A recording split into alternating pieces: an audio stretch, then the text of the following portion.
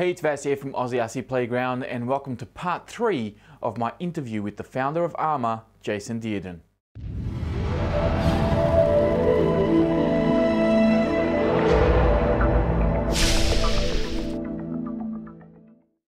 So if you're watching this and you haven't seen part 1 and 2, please be sure to check out the video description down below. I'll have links in there to those 2 videos, and I highly recommend you watch them first, just so that this whole video series makes a little bit more sense. So in this video, we're going to be covering off the 4x4 10 scale vehicles. We're also going to touch on the Team Durango line, and we're also going to kind of cover off a little bit of the 2-wheel drive vehicles as well. And Jason is also going to give us a teensy-weensy tiny little hint as to what might be coming up from ARRMA later on this year. So sit back and enjoy my 3rd and final installment of my interview with ARRMA, and I'll come back at the end of the video and kind of close all of this off and summarize with my final thoughts. So there seems to be a bit of confusion regarding the new 1/10 scale 4x4 BLX cars, and this is going off a couple of comments that I read about when I got the Typhon 3S. Just in regards to the unboxing that I did of it and everything. There's a lot of people out there that I think are a little bit confused about the new 10 scale platforms, because they do share the same names as the 1/8 scale platforms. And we'll talk about that in a sec. So I've read a few comments from my viewers, as well as some on other social media sites, that seem to indicate that some people are under the impression that these new 1/10 scale cars will be replacing the 1/8 scale cars. And I think this has to do with the fact that they carry the same name. Can you clear the air and put all of those rumors to rest by explaining the 10 scale range and why you kept the names the same? No problem. First of all, it's not a 10 scale range. It's a platform that, because the Typhon is 8 scale, so it's a lighter weight 3S platform, and then there's obviously the 6S platform with the alloy chassis. One doesn't replace the other. They are 2 completely different animals. The 6S vehicle is designed to handle, a higher level of horsepower, and the 3S is designed to be lighter, so that when you use a more affordable and lower power system, you still get that exciting, exhilarating drive. And you can see that from the reviews out there that, it's almost as fast, it's almost as exciting as the 6S, but obviously it's a $300 product rather than a $500 product. Yeah. So it fits with the brand above the door, the fast, exciting, tough, affordable. The 3S vehicles are $300, where most vehicles on the market that perform to that level are 400 plus. I mean, you can spend 400 on a kit that only performs as well as our $300 RTR. So no, they're not going to. One doesn't replace the other. In terms of the naming, our naming has always been about the body style. So this is the reason why some people said about the Notorious, why didn't they call it an Outcast? Well, because we name our vehicles based on the style. Yeah. So when we make a different size vehicle, that we normally have a suffix on the end. So the Typhon 3S looks like a Typhon, but is a different platform, different power system. Yeah. And the Typhon 6S is obviously a different animal. So you need to look for the suffix to understand where it is in the price, where it is in the hierarchy. But ultimately, a big rock looks like a big rock, and a Typhon looks like a Typhon, and a granite looks like a granite. Yeah. So a granite 2-wheel drive and a granite 4x4 have essentially the same look, but we have a 4x4 suffix on the granite 4x4 to differentiate it from the granite 2-wheel drive as was. Yep. So we can't, unfortunately, it's really names are really difficult, and body styling is really difficult. If we had to have a new name for, well, it would get confusing if we had 2 Outcast looking vehicles. One was called Outcast and one was called, I don't know, Sausage. You wouldn't really be able to understand which one you were going for. So we try to keep the same consistent name for the styling, and then we use a suffix behind the name, 6S, 3S, to Mega, to indicate the power system and the vehicle. Yeah. No, I think that To me, that makes sense. Hopefully, it makes sense to other people as well. I mean, I think it's also confusing a little bit because we're quite a young brand. We're expanding the range, Yeah. so it's really quite common to see other brands out there with a small. I mean, I'll use the company I used to work for: a small Savage, a medium Savage, and a large Yeah. Savage. Yeah. And people understand the chassis aren't the same, but they just understand it's small, medium, and large, and the product brand values of, for example, the Typhon 3S and the Typhon 6S have the same, driving feel. They're sporty buggies. They have that feel, and that's so. There's almost it's a sub brand within the ARRMA brand. So Typhons, it gives you a Typhon feel. So that's the way we've played it, and I think that's the way we'll carry on. But I think it just takes a little bit of time for people to sort of adapt to this type of format. Even though they may have already seen it in other companies, like you said.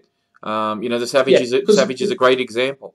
I mean, people hobbies at the end of the day, so they don't necessarily fully analyse it. They just go, "Why does that?" and then make a comment online, and before you know it, there's a whole debate going, and that's social media. That's what we all discuss, isn't it? That's it. Well, at least your name's getting out there, so discussing exactly, it. So, in regards to the 10 scale, can you explain why those cars come with a 14mm hexes and not the 12mm hexes? Durability and cost. Durability and cost. There you go. Yeah, basically, 40. When you go up on a hex size, you can still use a plastic hex. So on the Megas, where we're trying to get a really competitive price point, it's you get that durability, and it's the same with the wheel. Go for a 12mm hex on a big, grippy monster truck tire, and you're always on the limit of it causing trouble. Yeah. And people say, well, I've never had trouble. Well, but you do sometimes when you've got hot conditions. So the plastic in the wheel is softens. So even if you have an alloy 12mm hex, you put the cost up, but then you might be on the limit of stripping out the wheel. And in hot humid conditions, people strip out the wheels.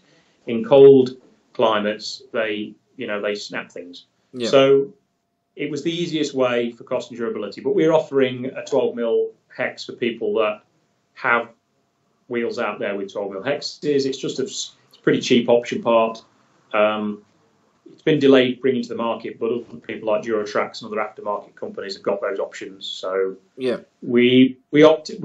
compromise was make the RTR as durable as possible and offer the option to offer compatibility for the hobbyist that's got a collection of 12mm hexes. Yeah, no, that's fine. I think that in that option there, or in that scenario there, I think providing an option part makes perfect sense, because obviously it allows you to use the sort of standard 12mm hexes. I was going to ask you about option parts and all that, but I think we've covered that because you pretty much are putting all the resources that you have into developing the cars and making them better, rather than taking those resources and using them to manufacture more option parts. So that's it. I'm not saying that we won't do options in the future, but that will be more when we feel that platform is really about as rock solid as it can be out of the box, and we might then offer things that take the vehicle in a different place. But it certainly isn't our priority when we launch a vehicle, for the first few iterations. Yeah, no, that makes sense. The only thing that I wish you would bring out are things like different spur gears, different sizes for speed runs and things like that. I wish there were a couple of option sizes out there that you would have provided, but that's all good.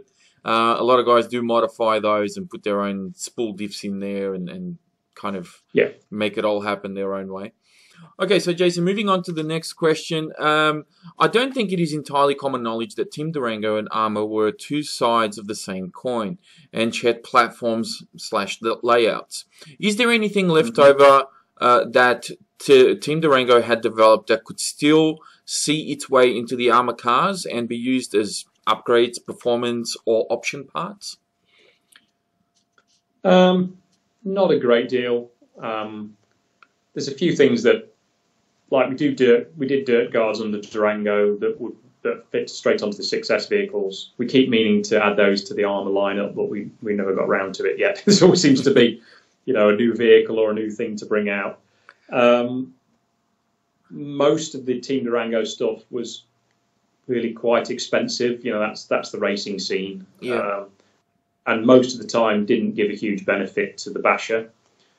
So there isn't a huge amount. I mean, what comes across really is our knowledge. We have a lot of racers here that know a lot about chassis dynamics. Okay. Done a lot of that in the past. So you already see that in the cars. I mean, you've seen that in the 6Ss. They handle really well. The 3Ss, you put them down. We don't offer too many adjustments on the vehicle because people can get confused by that and actually make the product worse by tinkering too much. But yeah, the 3Ss, as you've seen, they handle really good. And that's the main carryover from Team Durango. We've got a few patents on the Durango that might find their way into ARRMA in the future. But that's in the dim, distant future. Nothing's imminent on that. So no, fair enough. Okay, so speaking of upgrades, the RC hobby in general has come a long way as far as the engineering, speed, and of course durability. But with social media providing a means to show off how high you can jump or how fast you can go, #send it, and almost turning it into some sort of challenge, do you think that people's expectations on how durable an RC should be have exceeded what is actually possible to produce? That's a good question. Yeah, and I think it depends on your perspective. I think if you've been in this hobby for a while, or you actually apply any form of common sense, you realise that physics is involved, and if you drive something 60 miles an hour into a tree, something's going to give. So the more experienced hobbyist, they really get excited and buzzed off the fact that ARRMA is so tough, and they really appreciate that generally they would consider to build most areas of our car a step above what's on the market. Sometimes the newer consumers that perhaps are bumping into RC now via social media and YouTube and all that kind of stuff, they see yourself doing a wheelie into a front flip, or you do double backflips and land it, and they see Rich Duperbash and Thomas Peterson, people like that doing crazy stunts. Most of the time they land on their wheels and they drive away. They think that they can just send it and it'll land like a cat and nothing will happen. So yeah, I think it's a different perspective. I think it does challenge all manufacturers in the RC market to raise their game. Yeah. And like I've said earlier in this chat, it's easier for us to see how people are using the product now. Yeah, and then there's the people that do YouTube reviews and they break them, purposely break them. Yeah. And that makes good TV, but I'm sure if you've just spent $500 on a car, you're not going to send it on a vert ramp and try and laugh when it nosedives into concrete and something's going to half the chassis is buried into the ground. Yeah. I mean that isn't landing the vehicle. That's trying to bury it into concrete. Pretty much, yeah. So yeah, that physically that's the same effect. Nobody would expect you to drive into a tree at 50 miles an hour and it'll survive. So why do they think that they can land nose down or tail down onto a concrete thing after going 30 feet in the air for it to be unscathed? Well, I mean that's the reason why I sort of asked this question, because I think your first part of that answer is spot on. It's all perspective. A lot of the people that are jumping into the RC hobby today, if they jump on YouTube and they've never had an RC car, they jump on YouTube, they see myself, they see Rich Duperbash, they see Thomas Peterson, they see some of these other guys sending it out and landing it and doing all this sort of stuff. They don't know the pain and frustrations that's involved from way back in the day when we had RC cars, that you would jump them as high as like a chair and they would break or something would go wrong, and you didn't have the authority, the control authority in the air to be able to maneuver the car and bring the nose up or bring the nose down. Because these cars nowadays are so much more powerful, we're able to do that, but it takes time and skill and a lot of broken parts in the past to get to that level. So people jump on and they get these cars and they break them. They don't have that perspective that you were talking about of, oh, this is how it's supposed to be. They don't know how hard it was. Yeah. So I think that pretty much nails that question. There's a skill element to it. There's a design element. You know, our vehicle, for example, the Outcast does what it is because we designed it that way. So there's certain things within the Outcast design that make it easier. I mean, it's still a tough thing to do to land a double, you know, but you need skill. But we've also made the car more able to do that thing, so you have that more authority in the air. So yeah, you can't do it with all brands of product, and not all drivers can do it. I think what ARRMA brings to the party is that as you're building those skills, the car isn't going to break every time you try. Yeah, of course, if you're a complete novice and you send it off a massive dirt jump 30 feet into the air and hope for the best and lawn dart it into the dirt, something's going to break. But if you are sensible and go, well, I want to learn those skills, and I start with the skate ramp, and I'm back in the back garden and I'm doing jumps, and I'm practicing the control in the air and landing it, and then you might, after you've done a little bit of that, then go to a backflip and gradually build up. Then ARRMA's the brand for you to do that with. Yeah. But yeah, you don't just buy a China copy off of eBay and go and do a double backflip and expect it to last. No, that's not going to do. Well, it's the same thing. I mean, if I see Tony Hawk doing these cool tricks on a skateboard, and I go all of a sudden and just buy a skateboard, I go, oh, I'm going to go and launch myself off a 10-foot ramp and just hope for the best. The difference is one hurts your shins and your legs and your knees and your head, and the other one hurts your wallet. Some people have money in their wallet that they want to spend by just crashing and bashing things. You wouldn't get off a vert ramp on a BMX without having done a lot of practice first. Well, that's for sure. I can guarantee you that. So in regards to the two-wheel drive cars, I noticed that the two-wheel drive cars are all but extinct. So the Fury, the Granite, the Vortex, and the Voltage range. Are they actually done? And are there any plans to revive them in the future, or perhaps introduce a whole new range of two-wheel drive cars? The Voltage is ticking along quite nicely, thank you. It's one of like we discussed earlier,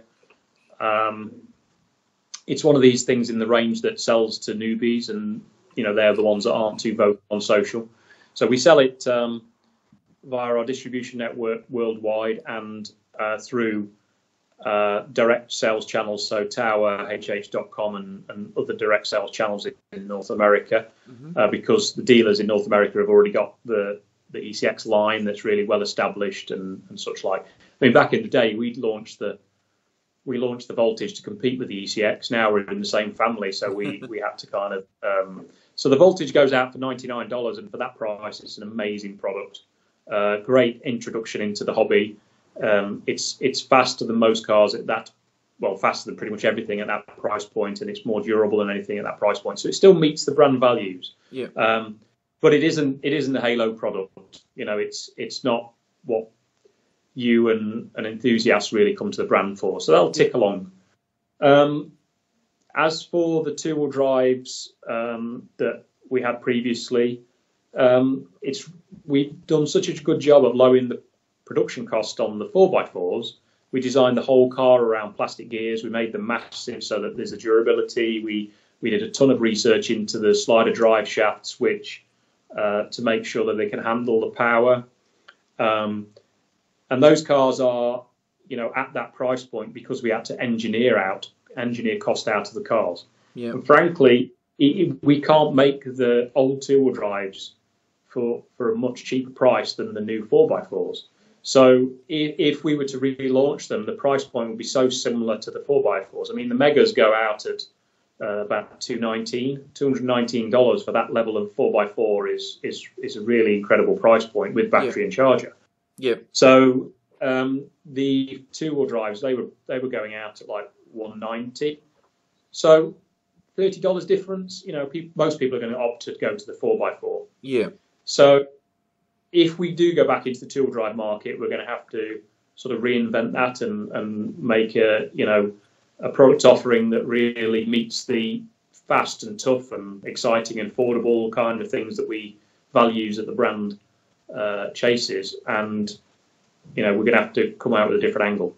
But right now, we're happy with the $99 for the Voltage, around about $200 price point for the Megas, $300 price point for the 3Ss, and then we're up at $500 for the 6Ss. Yeah. So I think we're good where we are, but never say never. I mean, two-wheel drive's a fun experience, and now we've got AVC in the stable. That gives us a few options as well. But again, AVC kind of adds costs back in, so then that brings us closer to the 4x4. So yeah, we're going to have to get our thinking hats on and work out where a two-wheel drive would fit in. Yeah, no, that's fair enough. Fair enough. So moving on to kind of like the last end here of this interview, with the popularity of the ARRMA brand growing exponentially every year and the number of fans growing along with it, keeping up with product requests of the public must be pretty difficult. I've been involved in several RC groups on Facebook and even some forums in the past, not to mention my own channel here on YouTube. And I've seen people ask for all sorts of ARRMA cars, such as a Nitro ARRMA, a small 18 scale, a 1/5 scale, etc. So if you were to take one of these ideas and decided to make it, what's actually involved in getting the product to go from concept to reality, and how long does it take? How long does it take is anything from 12 to 18 months. Okay. So if it's a product that is based on something we already have, then 12 months is a good rule of thumb. If it's a brand new ground up product, 18 months is about as quick as it can happen. If you're looking at something more in depth, all new, then you're looking at 2 years plus. Okay. So something like the Nero, how long did that take? 2.5. 2.5. Wow. Okay. Somewhere around there, probably longer actually, by the time we tested it and got it to market. Because I'm talking from when we hand it over to the purchasing team to buy it. So then there's 2 or 3 months production, shipping, get it into the market. So yeah, Jeez. Close. Yeah, it takes its time. Yeah, definitely takes quite a long time to get everything involved. Because, like you said, I mean, you got tooling, you got to do R&D. Do the manufacturing side of things. You have to come up with the idea, like I was just talking about with the two-wheel drive. What's the angle? What's the position in the marketplace? What's the appeal? That's the first thing to sort of get a grip on. Then you have to do research into what's already in that space. Yeah. It's rare that you come out with an absolutely brand new idea. So if there's something already in the space, you have to look at it. If somebody did something about, something like that 15, 20 years ago, then, you need to look at that. Then you sort of go into the rough design part of it. Then you get to the design to a point where you can get a factory to give you some costings on that. I mean, of course, we have experience, so we got some idea. Yeah. Then you get into the the tooling decision, and that can be hundreds of thousands of dollars of tooling. And then you finally go through a ton of testing, a ton of revisions, and finally bring it to market. Jeez. So it's quite a bit. Busy. Yeah, quite a bit involved. So finally, can you tell us anything of what's coming up in the ARRMA range in the future, or is that all top secret, hush hush stuff? Well, it has to be top secret because we don't want to tip off any of our rivals. Yeah. Some of them play pretty dirty, so we have to be quite tight-lipped about these things. But yeah, like I said to you earlier, it's going to be pretty exciting. We're building the range, so you touched on some of the scales that are what you would consider to be established or mainstream. Yeah. And as we build the range, then we're going to go into some of those areas. I'm not going to tell you which ones right now, but when we do go into those areas, they're going to be fast, they're going to be tough, they're going to be exciting, and hopefully they will offer value for money. It'll just be we've got to get our hands around exactly the product offering so that it meets with our fans' expectations. No, fair enough. Fair enough. All right, so Jason, last question here. Just before we go, is there anything that you would like to say to the ARRMA fans out there? A big thank you, because like I said, 10 years ago I was out of work. Yeah. And you know that kind of makes you remember that it's difficult. We put a lot of blood, sweat, and tears into developing these cars, so it really warms my heart and all the guys here, because it's a team effort. I'm just one of the team. I'm on this interview because I'm the founder. But everybody in this 15-man team, they contribute to what those guys buy.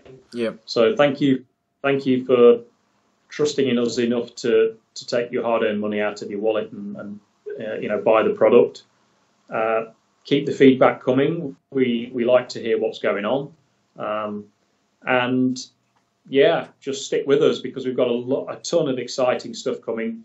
It's the next few years are going to be exciting. This is our 10th anniversary year, so this is going to be an epic year. I know what's coming, later this year, so I think there's going to be a lot of people very, very excited later this year. Sell some cars, sell whatever you've got around the house. Go down to your storage container and get the old gym equipment out of there that you don't want anymore, and sell it, and start saving up. Start saving up. Yeah, and keep supporting us. We intend to. That's what we're here for. We're supporting them. We're supporting the hobby with exciting products. So please keep supporting us. We won't let you down. Oh, excellent. Thank you very much. Can I say one thing? Yeah. Can I say one thing? Yes. Thank you for the opportunity to do an interview with you on your channel, because, like I said earlier, you're one of the first guys to really pick up on the ARRMA brand. I don't know whether you know, but one of the guys here has got a soundbite from one of your videos in one of those picture frames on his desk. Yes. when you were unboxing the Nero, and I think you were saying, "Oh, I think I'm getting a little bit." No, I don't know what you're saying. No, I think I said something along the lines. I think it's peeking at me or something along those lines. So there's a little soundbite like that. And when the guy has a bit of inspiration, he presses a button on this little thing, and your little voice comes out.